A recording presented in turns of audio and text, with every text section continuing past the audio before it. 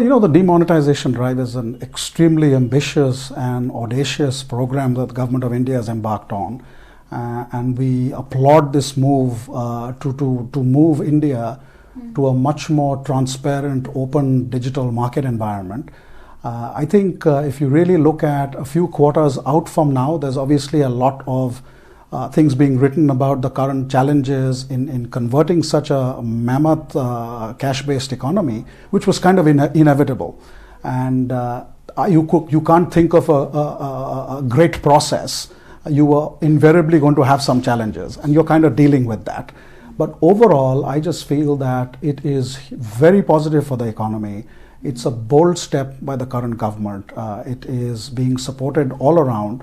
Whether it is the common man on the street, whether it is the business community, whether it's the international community, I think India is being looked upon in a very favorable way. And our view is that once we get through the current immediate challenges, the teething problems of converting 86%, as you rightly said, cash in circulation to the new currency, it is going to have a very major impact of bringing more parts of the parallel economy into mainstream. And the impact of what it will be on asset bubbles and real estate pricing, bank rate financing. Banks are getting flooded with new money that's being banked with them. That will have impact on financing costs. So I think you'll see a very positive overall long-term effect is going to be very positive for the economy. Mm-hmm. So as of now, close to 90% transactions are done in cash in India. So this really gives an idea of the kind of potential you have yet to tap in the Indian market. So what really is your game plan? What is your strategy? If you could spell out. You're very right. If you really look at India, in our estimate, is actually 95% a cash-based economy. And what you have is an ecosystem that has developed fairly well from what we call a bank-led model. And the government's, again, taken some very ambitious steps. If you really look at, in the last 2 years, the growth of Jan Dhan accounts and the fact that there's 300 million plus, RuPay accounts, Jan Dhan accounts, there's Mastercard, roughly around 200 million, and there's Visa with very similar numbers. You're really talking about 700 million plus people who are debit card holders in India. What is interesting is a very large percentage of, and this is roughly about 400 to 450 million, are actually active clients, active customers who are essentially transacting at the ATM. So a lot of the queues that you're seeing at the ATM is testament to the fact that there is a very large part of India which has now got the experience and behavior of going to an ATM. But when you look at true electronic payment usage, which is at point of sale or e-commerce, it's still very small. You're talking about numbers somewhere almost like 10 to 15% of the ATM volumes is what is in true electronic. And the activity rate is somewhere in that 45 to 50 million cardholders. So we just think that the headroom for growth for electronic payments is very significant. And if you look at the acceptance environment today, this $450 billion of cash is actually being withdrawn from roughly 190 to 200,000 ATMs across India.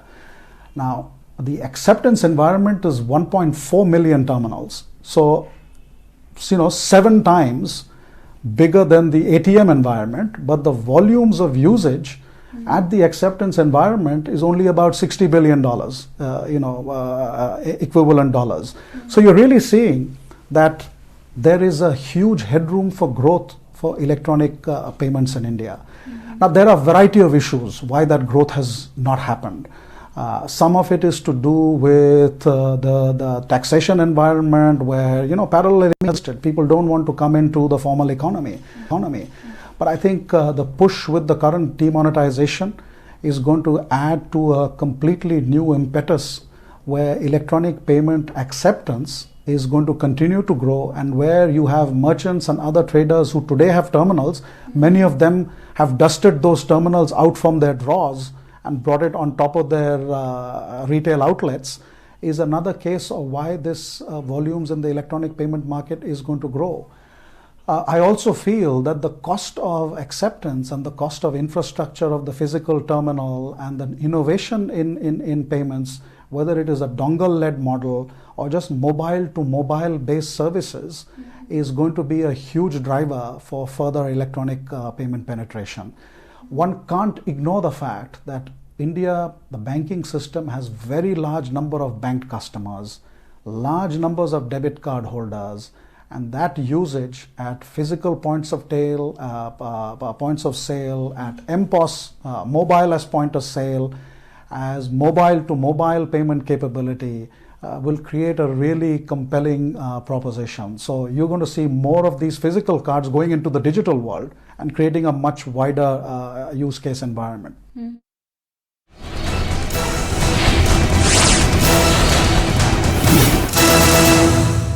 Find us on Facebook at facebook.com/etnow and don't forget to click the like button. You can also follow us on Twitter at etnowlive. To stay updated with all our programming, hit the subscribe button on our YouTube channel by logging on to youtube.com/user/etnow.